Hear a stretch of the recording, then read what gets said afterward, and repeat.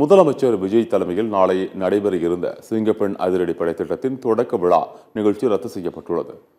தாவேக தலைவர் விஜய் முதலமைச்சராக பொறுப்பேற்றவுடன் முதல் கையெழுத்தாக பெண்கள் பாதுகாப்புக்காக சிங்கப்பெண் சிறப்பு அதிரடி படையை அமைக்க ஒப்புதல் அளித்தார். இதற்கான அரசாணை வெளியிடப்பட்டு சிங்கப்பெண் சிறப்பு அதிரடிப்படையின் ஐஜியாக பவானீஸ்வரி நியமிக்கப்பட்டுள்ளார்.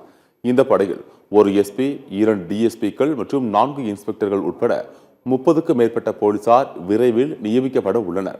இந்த அதிரடி படையில் இடம்பெறும் பெண் காவலர் மற்றும் பெண் உதவி ஆய்வாளருக்கு சிறப்பு சீருடை அறிமுகப்படுத்தப்பட்டுள்ளது.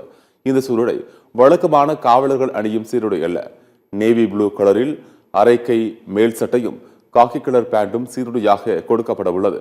கருப்பு கலர் தொப்பியும் கருப்பு கலர் ஷூவும் அணிந்து பார்ப்பதற்கு மிடுக்காக காணப்படும் வகையில் இந்த சீருடை உள்ளது. சிங்கப்பெண் அதிரடி படையின் தொடக்க விழா நேற்று எழும்பூர் ராஜரத்னம் விளையாட்டு மைதானத்தில் நடக்க இருந்தது.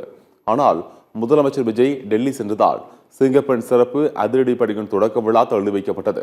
இதனைத் தொடர்ந்து சிங்கப்பெண் அதிரடிப்படை திட்டத்தின் தொடக்க விழா நிகழ்ச்சி நாளை நடைபெறும் என அறிவிக்கப்பட்டிருந்தது. நாளை நடைபெற இருப்பதாக அறிவிக்கப்பட்டிருந்த தொடக்க விழா நிகழ்ச்சி மீண்டும் ரத்து செய்யப்பட்டுள்ளது.